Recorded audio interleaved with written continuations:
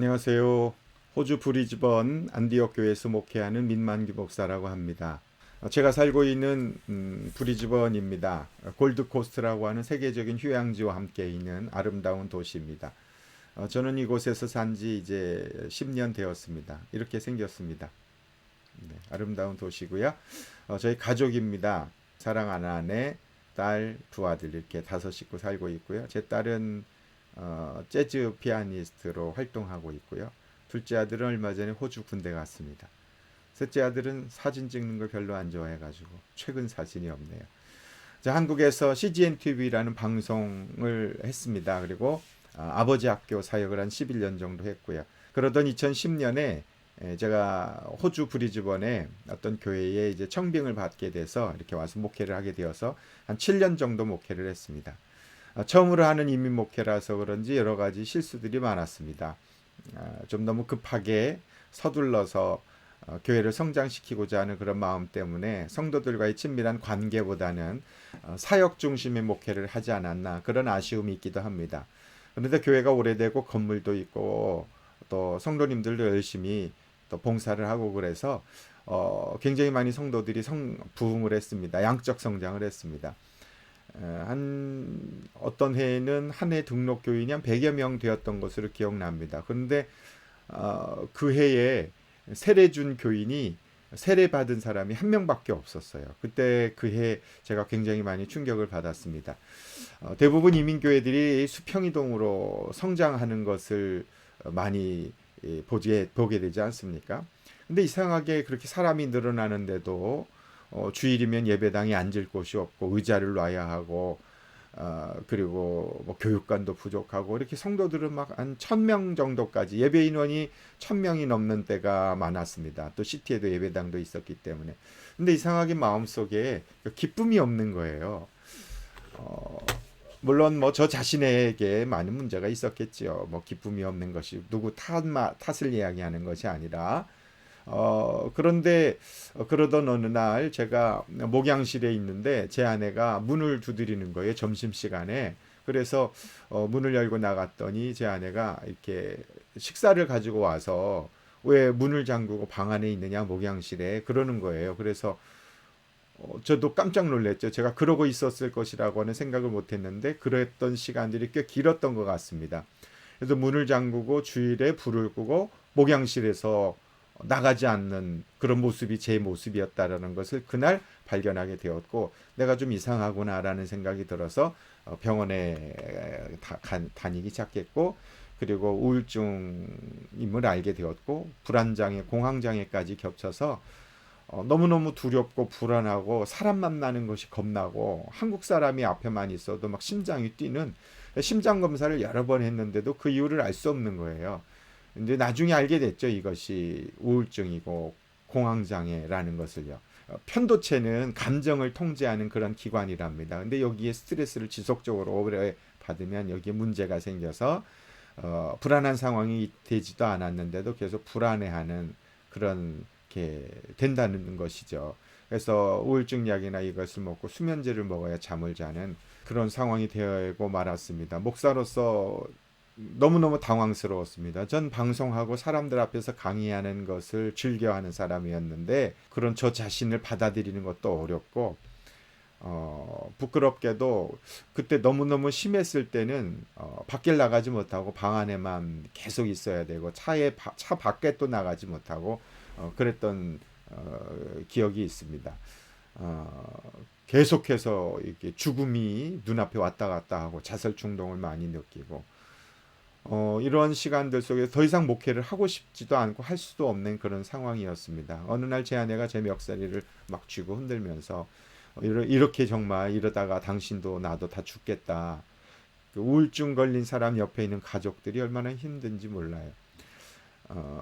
그래서 이제 결국은 제가 여러 가지 상황 속에서 뭐 꼭 제 몸이 아파서만은 아니었고 그런 것을 이유로 빌미로 제가 또 사임을 하게 되었습니다.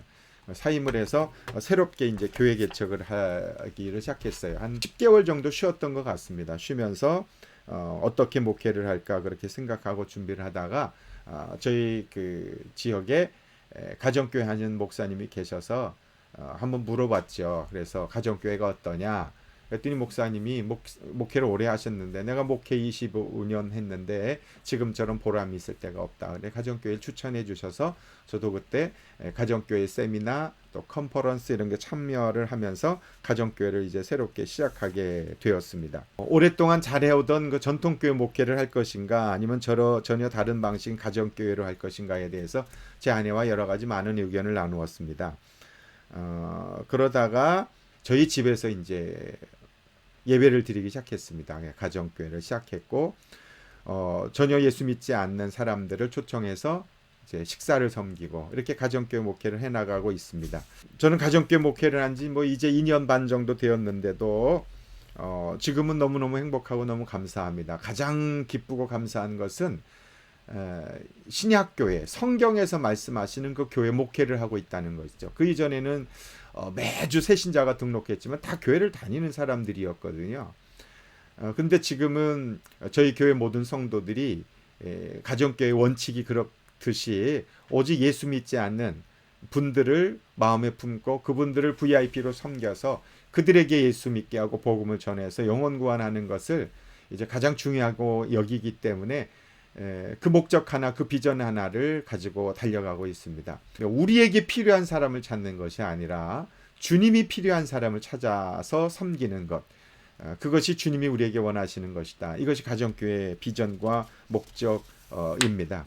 가정교회를 목회를 하면 보고 배우는 것들이 참 많은 것 같습니다. 이미 앞서서 목회를 하고 있는 선배 목회자들을 따라서 할 수 있기 때문에 무엇보다도 가정교회 장점은 섬김이 가장 중요한 것 같아요. 섬김.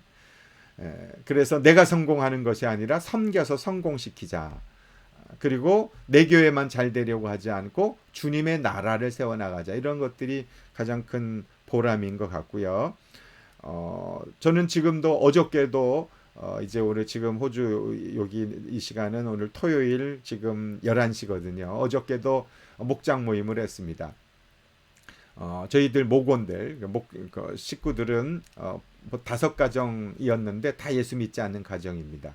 근데 지금 2가정은 지금 나오지 않고 있고 지금 3가정, 2가정 어제 모였고 1가정은 또 어제 나오지 못했고 다 길거리 전도에서 만나서 목장에 나오게 되었고 그리고 주일에도 교회 나오고 또 1가정은 세례도 받고 그렇게 했습니다. 저는 그동안의 목회는 강단에서 설교만 잘하면 교회는 부흥한다 그런 목회관이 있었습니다. 물론 그것도 중요하지만 더 중요한 건 우리 모든 성도들을 목양자로 세워나가는 것이 가장 중요하다. 이런 것들을 가정교회를 하면서 새롭게 깨닫게 된 것 같습니다. 이렇게 해서 이제 뭐 가정교회를 하고 있고 제가 목장을 섬기고 있고 지금 목장이 8개 목장이 있고요. 또 잘 되는 목장도 있지만 또 잘 안 되는 목장도 있고 중요한 건 잘 안 되는데도 내가 그 목장의 교회의 목자라고 하는 사명감을 가지고 헌신해 나가고 있는 그런 부분들이 너무 보람되고요. 예전에는 목회를 저 혼자 했지만 지금은 목자들과 함께 해 나가고 있습니다. 목자들이 자기 목원들을 목양해 나가고 있다라고 하는 거. 그 전통교회 보면 그냥 교회 나와서 봉사하고 헌금하고 그리고 직분 받고 그게 주요 사명과 목적처럼 있지 않습니까? 그런데 가정교회는 그렇지 않습니다. 직분보다 더 중요한 것은 각자에게 허락해 주신 하나님 허락해 주신 사명을 어떻게 감당하는가. 그것이 가장 중요한 것 같습니다. 그 사명을 지금 이제 잘 감당하고 있고 또 VIP라고 그래서 각 목장마다 VIP를 섬겨서 그들을 목장으로 초청해 오는 것. 교회로 먼저 데려오는 것이 아니라 목장에서 가족 공동체로서의 사명을 감당해 나가는 것. 그것이 장점인 것 같아요. 그래서 교회를 먼저 오면 예수 믿는 사람은 교회 오지만 예수 믿지 않는 사람들은 교회 나가는 것이 모인 사람들에 나가는 게 쉽지 않습니다. 2-3사람이 있는 가정에 밥 먹으러 오는 건 얼마든지 할 수 있잖아요. 이제 그렇게 해나가면서 목장에서 친해지고 그리고 자연스럽게 교회로 발걸음을 인도하는 이것이 가정교회가 가지고 있는 가장 큰 장점인 것 같습니다. 저는 제 아내와 계속해서 길거리로 나가서 전도를 하고 있습니다. 노방전도죠. 이민교회는 전도하기가 참 쉬운 것 같아요. 특히 호주는 호주 사람, 한국 사람 구별이 딱 되어서 한국 사람 만나면 자연스럽게 이제 관계 전도, 쌍방 대화를 하고 또 행복의 길이라는 것이 있습니다. 우리 목사님도 배우셨는데 그 행복의 길 이런 것을 통해서 이제 친밀해지고 그리고 그분이 마음의 문이 열리면 복음을 전할 수 있는 이러한 가정교회 사명을 감당하고 있습니다. 여기까지가 그냥 제가 가정교회로 개척하고 또 섬기고 나가 있는 부분을 요약해서 말씀드렸고요. 저는 길거리에서 만난 분들의 VIP들이 지금 제 핸드폰엔 한 150여 명, 200명까지 되었는데 연락 안 되고 그런 사람 그렇게 하여튼 숫자가 중요한 것은 아니고 그렇게 끊임없이 내 삶 속에서 전도자로 살아가고 있다라고 하는 것이죠. 그것이 중요하지 않습니까? 어제도 우리 목원들이 이제 중국 식당에 식사를 하는데 한국 자매가 그 이제 사장님 며느리라고 그래서 인사를 나누고 한국에서는 교회를 다녔다고 그래서 전화번호도 받고 그리고 이제 감사 나눔 보내드리려고 합니다. 이제 오늘 제가 말씀드릴 내용이 그 감사 나눔에 대한 말씀입니다. 이렇게 해서 제가 교회를 개척하게 됐고요. 개척하기 전에 교회를 사임하고 나서 생계를 이어가기 위해서 저와 제 아내가 짧은 시간이었지만 새벽에 청소를 했습니다. 호텔에 가서 펍 청소를 하고 그러면서 4개월 동안 청소하면서 참 많이 울었습니다. 야, 이민자들이 이렇게 살아가는데 내가 이걸 몰랐구나. 회개도 많이 하고요. 근데 신기하죠. 우울증이 청소하면서 고쳐지더라고요. 그래서 단순한 일을 새벽에 일어나서 하니까 피곤하니까 낮에 자고 그러면서 제 마음속에 많이 평안이 찾아왔던 경험이 있습니다. 길거리에서 이렇게 풍선으로 전도하고요. 네, 순회 형사가 있으면 그 현장에 가서 또 전도하고요. 지금은 코로나 때문에 한동안 한 6개월 정도 못해서 지금은 또 좀 쉬니까 또 쉬게 되더라고요. 네, 그리고 공원에서 전도하고 그렇게 하고 있습니다. 길거리 관계 전도, 행복의 길 하고 있습니다. 그리고 제가 하고 있는 것은 이제 감사일기를 쓰고 있습니다. 이제 오늘 말씀드릴 내용인데요.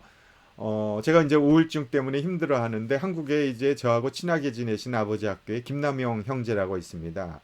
이제 대화 전문가이신데 그분이 페이스북에 계속해서 감사일기를 올리는 거예요. 그래서 제가 궁금해서 지금 왜 그런 걸 올립니까? 감사한 것을. 그랬더니 설명을 해주시는 거예요. 그때까지는 제가 잘 몰랐습니다. 감사가 왜 필요한지. 그런데 그 말씀을 드렸더니 브리즈번으로 와서 좀 강의를 해달라 그랬더니 자비량으로 오셔서 강의를 2번이나 해주셨습니다. 그리고 저한테 하시는 말씀이 목사님은 하루에 30개씩 감사를 100일 정도는 쓰셔야 됩니다. 그래서 그 말씀에 제가 이제 전도하기 위해서 감사일기를 쓴 것이 아니라 제가 살기 위해서 감사일기를 쓰기 시작했습니다. 제가 너무 부정적인 것만 생각하고 긍정적인 부분이 너무 없는 것 같아요. 우리 아이들과 아내와의 관계도 아버지 학교 강사는 오래 했지만 그렇게 친밀하게 따뜻한 감사가 없는 그런 삶을 살았고 목회도 가장 행복한 목회를 얼마든지 할 수 있었을 텐데 제가 감사가 없다가 보니까 생겨진 문제가 아닌가 이런 거를 알게 되었어요. 감사일기를 쓰면서요.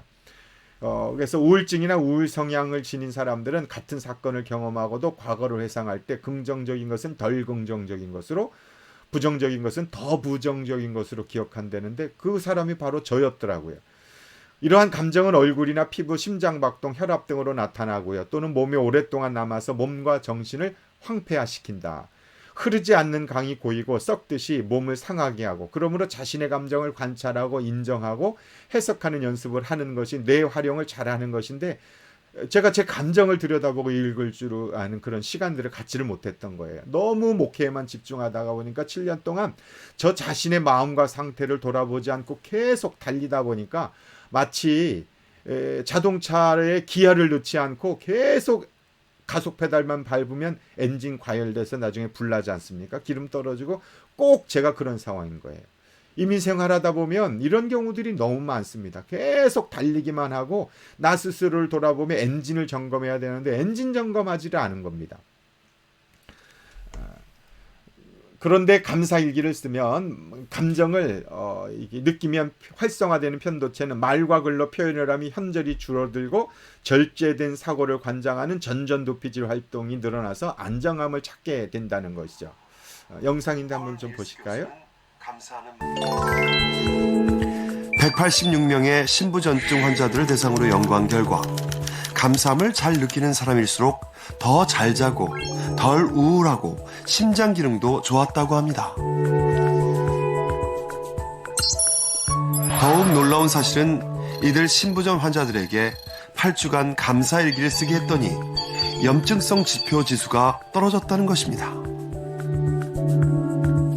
And they recorded a couple of things each day that they felt grateful for. And they could record it in the morning, in the afternoon, in the evening, it didn't matter. And they could write about anything they wanted to.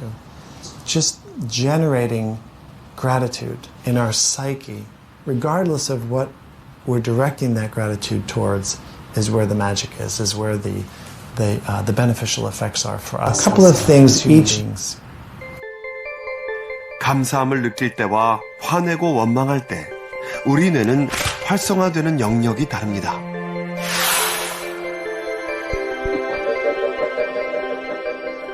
화를 내면 교감신경계가 자극돼 아드레날린 같은 신경 전달 물질을 분비하고 이것이 다시 부신을 자극해 스트레스 호르몬인 코티졸을 분비하게 되는데요. 이로 인해 혈액이 근육 쪽으로 몰리면서 혈압과 혈당이 올라가고 심장 박동이 빨라지게 됩니다.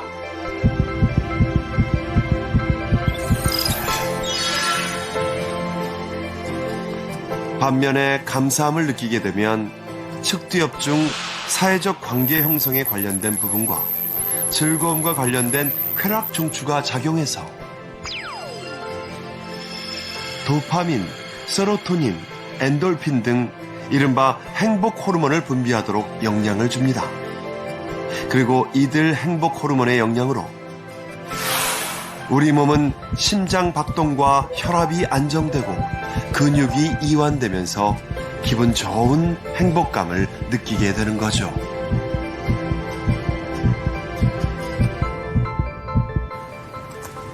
폴 밀스 교수는 지금도 꾸준히 감사일기를 쓰고 있습니다. 감사일기를 쓰는 작은 행동이 어떻게 커다란 행복의 나비 효과를 불러오게 되는 걸까요?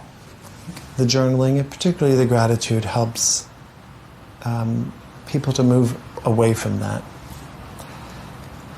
And then over time, as the days and weeks went by, that small thing that they're grateful for, then it starts to grow. And then you can feel grateful for things that before you didn't feel grateful for or you were angry about.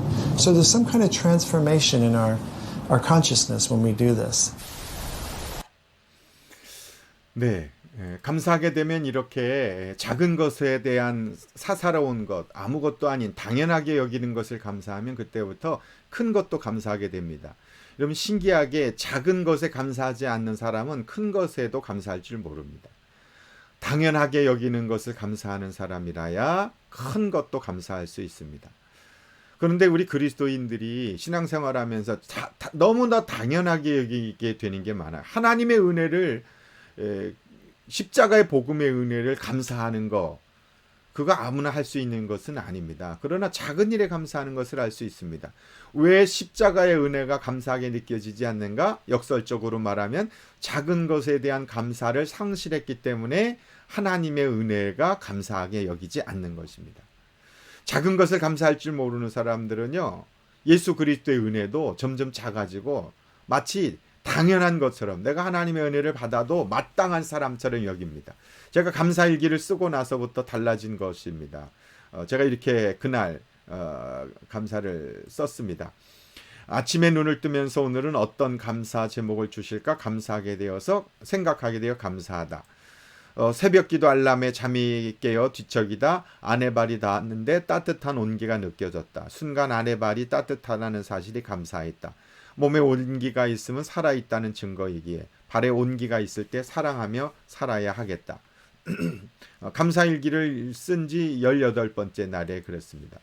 양치질을 하려고 치약을 짜는데 거의 나오지 않을 정도까지 치약을 사용할 수 있어서 감사하다. 집 앞에 가로등이 환하게 불이 밝히고 있음이 감사했다. 그동안 집 앞에 있는 가로등에 대하여 감사할 줄 몰랐구나. 이젠 별것이다. 감사해진다. 오늘 함께 읽은 말씀을 제가 그날 깨닫게 되었습니다. 오늘 생명산 본문은 빌립보 4장이다. 특히 6절 7절 말씀이 새롭게 다가온다. 그동안 나는 기도를 하긴 했는데 염려로 기도했다. 그래서 그럴까 기도하면 기쁨이 넘쳐야 하는데 염려만 가득했다. 감사함으로 기도하지 않았기 때문이다. 감사로 기도해야 하나님의 평강이 마음과 생각을 지키신다. 하나님께 감사함으로 기도하지 않는다면 그것은 기도가 아니라 신세 한탄에 불과하다. 오늘 새벽엔 미리 감사하며 기도했다. 기도하고 나니 마음에 기쁨이 가득해진다. 저는 그동안 감사함으로 기도할 줄을 몰랐어요. 그냥 기도 제목은 문제잖아요. 문제를 끌어안고 해결해달라고 도와달라고 그러고 나서 기도가 끝나면 뭔가 하나님께서 막 응답을 확 주셔서 해결됐다 뭐 이렇게 하시면 좀 마음이 시원할 텐데 아무런 응답도 없고 기도 시간 2시간 해도 답답함만 더 커지는 거예요. 이유를 알았어요. 너희가 감사함으로 하나님 앞에 기도해라. 그 감사함으로 기도하지 않는 사람들은요 하나님의 능력을 체험할 수 없어요. 다윗이 골리앗 앞에 나갈 수 있게 된 것은 사자와 곰의 발톱으로도 지켜주신 하나님께 감사했기 때문에 골리앗 앞에 나갈 수 있습니다. 그래서 우리가 생활 속에서 작은 것을 감사할 수 있는 사람들이 하나님의 능력을 붙잡고 신앙생활을 잘하게 됩니다. 또 감사는 안경을 바꿔 끼는 작업이다. 감사의 안경을 쓰면 세상 모든 것이 감사로 보인다. 감사는 보물찾기이다. 하나님께서 숨겨놓으신 보물을 찾는 것이 감사이다. 감사를 습관화하면 숨은 감사 찾는 것이 수월해진다. 곳곳에 감추어진 감사를 오늘도 많이 찾아낼 수 있기를 기대하게 되어 감사하다. 예, 감사는 하나님이 숨겨놓으신 보물 찾는 것 같아요. 저녁에 잠자기 전에 15분 정도 20분 정도 시간을 하루를 쭉 돌아보면서 그날 감사했던 것 처음에는 큰 것만 생각이 나는데 나중에는요 작고 소소한 것들도 감사로 느끼기 시작하고 부정적인 것들 기억이 안 나고 감사한 것만 생각이 나고 긍정화가 되어서 그 다음날 아침에 일어나면 훨씬 마음이 가벼워지는 것을 제가 경험했습니다. 그리고 약도 먹지 않게 되고요. 또 하루를 돌아보며 30개 감사를 적는 것이 오래 걸린다. 그래도 인내하면서 끝까지 해봐야 되겠다. 감사할 때만 감사할 것이 아니라 그렇지 않은 상황에서도 감사할 수 있는 감사의 능력자가 되길 소망한다. 숨은 감사 찾기의 달인이 되기 위하여 오늘도 꾸준히 감사를 적어본다. 감사에 대하여 설교하는 사람이 아니라 감사의 삶을 살아가는 감사의 유통업자가 되길 소망한다. 1년 전에 쓴 감사지만 기가 막히네요. 감사의 유통업자. 여러분 저는 주변 사람들에게 우리 모두가 감사의 유통업자가 됐으면 좋겠어요. 불평이나 원망의 유통업자 되지 마시고 그럼 문 닫아요. 그러면 하나님이 문을 닫으신다고요. 감사의 유통업자가 되면 하늘 문을 열어주십니다. 하나님이 감사할 것을 더 쏟아 부어주세요. 작은 걸 감사하고 소소한 걸 감사하고 당연하게 여기는 걸 감사하는 습관을 가지면 하나님이 기뻐하십니다. 우리 아이들도 작은 거 하나 줬을 때도 감사하면 더 큰 거 주려고 하지 않아요? 근데 아무리 큰 걸 줘도 감사할 줄 모르면은요, 감사할 줄 모르는 사람 돕는 일이 얼마나 힘들고 어렵습니까? 감사하면 새로운 해석이 열립니다. 저희 어머니께 감사를 보내드렸습니다. 저희 어머니이신데 1년 전에 돌아가셨어요. 어머니가 위독하시다라는 얘기 듣고 제가 저희 어머니께 감사한 거를 떠올려 봤어요. 사실 저희 어머니의 전 막내로 태어났는데 저희 어머니가 저를 안 낳으려고 하다가 나셨대. 그런 얘기는 왜 해가지고 상처를 저 형제들이 그랬어요. 놀리느라고 너 안 낳으려고 그러났다.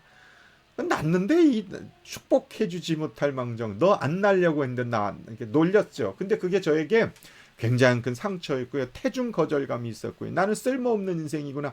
자기 거절감이 상당히 심했습니다. 그래서 작은 말 한마디에도 너무 쉽게 상처를 받는 거예요.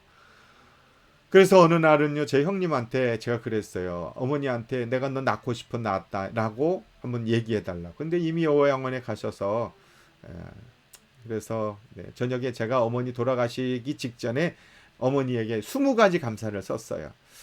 사랑하는 어머니께 드리는 20가지 감사. 키는 아주 작으시지만 이 세상 그 누구보다도 크신 사랑으로 자녀들을 양육해 주신 것이 감사합니다. 어려운 살림 속에서 억척스럽게 가정을 이끌어 오신 것이 감사합니다.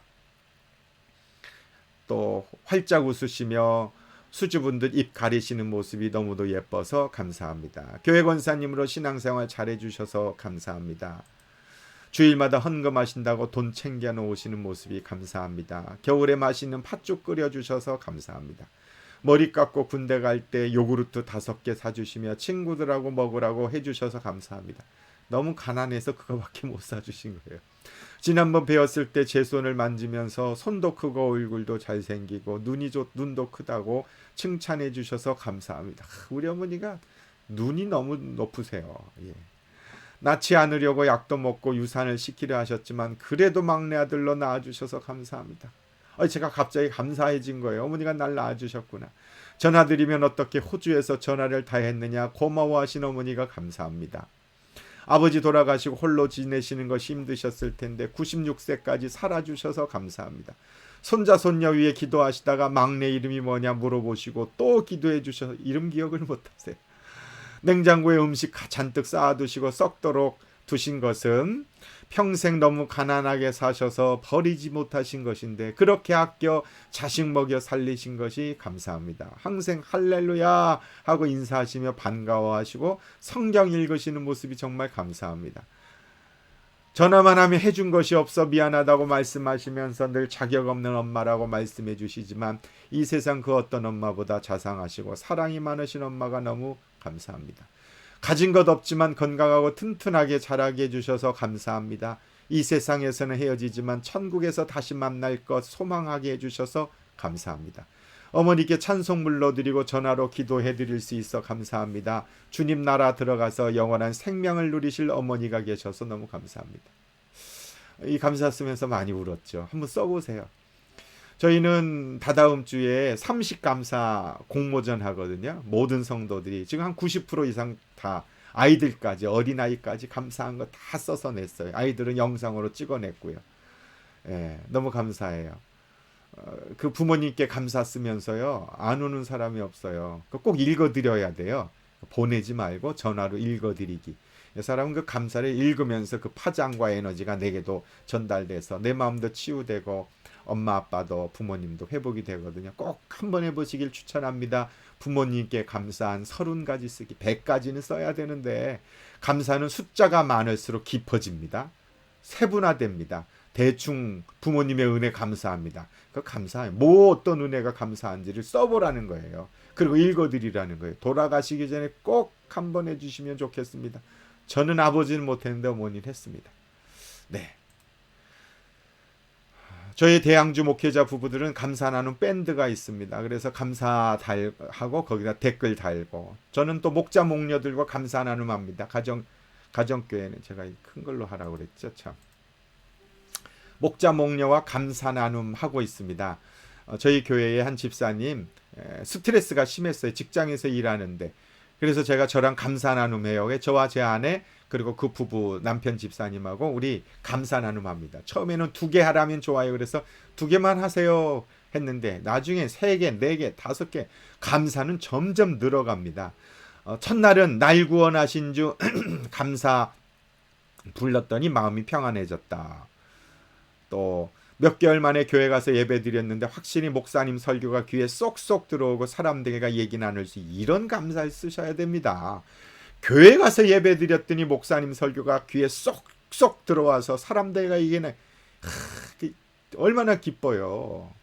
예, 여러분 목사님께 감사한 거 10가지 한번 써서 드려보십시오.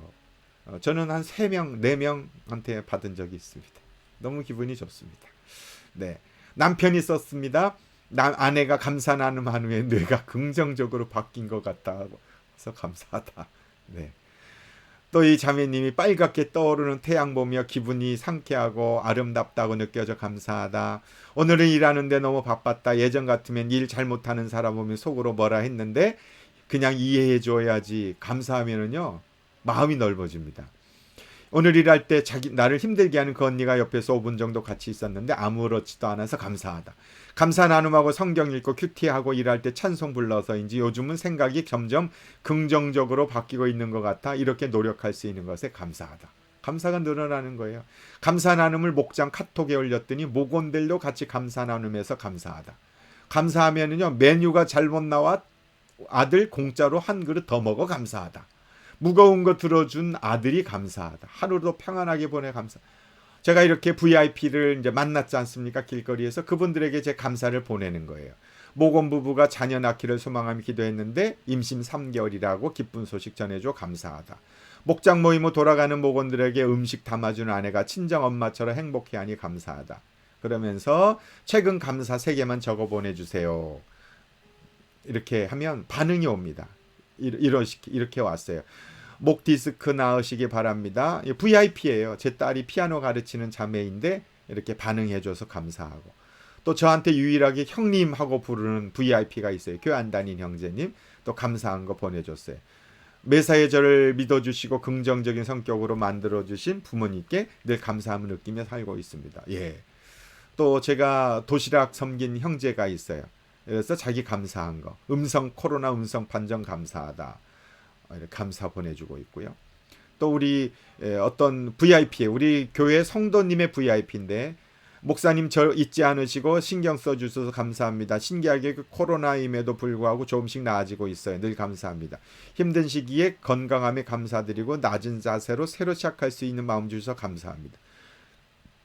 감사한 건 너무 많지만 2가지 꼽자면 이렇게 감사 보내주는, 감사로 소통하는 거예요. 그리고 감사로 소통하는 겁니다. 그 좋은 글 보내고 인터넷에 있는 그 캡처 딱 보내면 그 너무 식상하잖아요. 그리고 다 알아요, 사람들. 그거보다 내 삶 속에 있는 감사를 그에게 보내주는 거예요. 특히 힘들고 어렵고 했던 것들을 감사로 전환해서 믿음을 거기다 심어서 보내는 거예요. 어저께 우리 아이가 배가 아파서 병원에 갔다. 그렇지만 기도했다. 하나님 고쳐달라고. 그래서 깨끗이 나았다. 너무 감사하다. 이런 기적들이, 사사로운 기적들이 얼마나 많은지 몰라요. 하나님 내게 베풀어 주신 은혜를 감사의 나눔에 담아서 내 아는 사람에게 보내면요, 그 사람도 똑같이 따라하게 돼. 감사는 따라합니다. 불평도 따라하지만 감사의 확장력도 영향력이 있어요. 저는 목자에게 감사 카드를 보냅니다. 그래서 식사하면 제가 목자에게 감사한 거 써서 이렇게 해서 감사합니다. 교회 개척할 수 있는 상황과 여건이 안 됐는데도 용기 주셔서 개척할 수 있게 해줘. 이렇게 써서 읽어드리면은요, 저도 눈물 흘리고 목자 목녀도 눈물 흘리고 너무 따뜻해져요. 교인이 아닙니다. 가정교회는 가족입니다. 저는 교회에 교인들과 만나지 않았으면 좋겠어요. 가족과 만나면 좋겠어요. 그러려면 가정이 되어야 합니다. 가족이 되어야 해요. 때론 싸울 때 있지만 가족이 싸운다고 호적에서 팝니까? 그렇게 하지 않죠. 더 사랑하고 더 섬기고 더 의리 되고 그런 게 필요해요. 식사 대접 받을 때도 감사 카드 읽어드리고, 이렇게 감사 카드는 남잖아요. 그리고 꼭 인증 사진을 남겨야 이렇게 써먹을 수 있다는 거, 영원히 잊어버리지 않도록. 그랬더니 그분도 저에게 감사를 보내주신 거예요. 1년이 지나서 밤늦게까지 끼니 거르고 집 정리 죽일 때 사모님과 목사님이 제 생각 나셨다며 건네주신 식사, 이 호주 땅에서 저희의 끼니 걱정해 주신 분이 또 있을까, 필요를 채워주신 2분께 감사합니다. 뭐 아무것도 아닌 도시락이었는데요, 그분에게 이렇게 크게 이제 감사로 표현한 거죠. 그러니까 받는 저는 얼마나 더 큰 감사예요. 더 섬기고 싶잖아요. 그럼요. 새벽에 성도들을 위해 기도해 주셔서 감사합니다. 그러니까요, 더 기도하게 되잖아요. 감사하면은요, 더 섬기게 되고 더 기도하게, 더 사랑하게 됩니다. 네. 행복의 길을 통해 이렇게 감사. 또 한 청년은 감사 나눔을 지속적으로 할 수 있게 목사님께서 매일 감사 나눔 보내주셔서 감사합니다. 감사 나눔하면서 많은 걸 배워갑니다. 감사 나눔하면서 오늘 내가 무슨 감사했는지, 하루를 어떻게 살고 있는지 되돌아보게 되는 것 같습니다. 이 청년도요, 여기 그 유학생인데요, 우울증이 심했었어요. 부정적이 강하고. 그래서 매일 10개씩만 감사 나랑 하자. 지금 한 4개월째 하는데요, 너무너무 좋아졌어요. 너무너무 좋아졌어요. 한번 해보세요. 저에게는 항아리 감사 이런 거예요. 항아리 기도 아시죠? 그런 것처럼 모였을 때 한 사람을 놓고 집중적으로 이렇게 축복해 주는 거예요. 칭찬하기. 꼭 한번 해보세요. 10명 모이면 그 가운데 가장 힘들고 어려워하는 사람 놓고 그 사람 칭찬하는 거예요. 인디언들이 원래 이렇게 했답니다. 감사 나눔 공모전 합니다. 15일 날 하는데요, 부모님께 감사, 배우자에게 감사, 자녀에게 감사, 또 부모님 아이들도 하고요. 이렇게 해서 목장상, 가정상, 장년 개인상, 학생 개인상, VIP 참가상. VIP는 무조건 내기만 하면, 멜번에는요 VIP가 12명이나 참가했다네요. 아유 참. 사도행전이라는 말씀 있잖아요. 사도행전. 저는 감사행전이란 말 쓰고 싶어요. 어느 날 주님 앞에 갔을 때에 일평생 감사한 것만 기억하며 주님 앞에 고백할 수 있어도 좋겠습니다. 그래서 이 세상에서 감사한 것을 기억한 사람만이 하나님 나라에 갔을 때 감사가 나옵니다. 이 세상에서 신앙생활하면서 감사한 거 생각하지 않, 매일매일 감사한 거 생각하면요, 오감사, 하루에 5가지만이라도 감사하는 신앙생활 했으면 좋겠습니다. 시편 50편 23절 말씀에 보면, 감사하는 마음으로 제물을 바치는 사람이 나에게 영광을 돌리는 사람이니 올바른 길을 걷는 사람에게 내가 나의 구원을 보여주겠다. 아멘. 여기 보면 감사하는 마음으로 제물을 바치는 사람이 영광 돌리는 사람이라고 그랬습니다. 감사하는 마음으로 제물을 바치고 계십니까? 감사한 제물이 뭐예요? 나 자신 아닙니까? 내가 하나님 앞에 제물이죠. 예수 그리스도께서도 감사한 마음으로 우리의 제물이 되어주셔서 우리를 구원해 주셨지 않습니까? 감사 잃어버리면 모든 것을 잊어버립니다. 구체적으로 어떻게 감사할 것인가? 매일매일 5가지씩만 한번 써보시고 그 감사를 VIP들과 나눠보시고 성도들과 한번 나눠보시면 올바른 길을 걷는 사람이랍니다. 그런 분에게 주님께서 구원의 역사를 베풀어 주신다. 하나님 말씀하고 계십니다. 감사 나눔을 통해서 어떻게 제가 회복이 됐고 영혼구원의 사명을 감당하고 있는지 나누었습니다. 다음에 기회가 있으면 감사 나눔 특강 이런 것을 통해서 또 배웠으면 좋겠습니다. 감사합니다. 제가 기도하겠습니다. 하나님 아버지, 우리 인생에 당연하게 여기는 것들이 너무나 많은데 하나님, 그 모든 것들은 하나님의 선물이기에 감사를 회복하고 매일매일 감사를 써나감으로 하나님께서 베푸신 감사의 능력을 체험할 수 있게 하여 주옵소서. 예수님의 이름으로 간절히 기도드립니다. 아멘.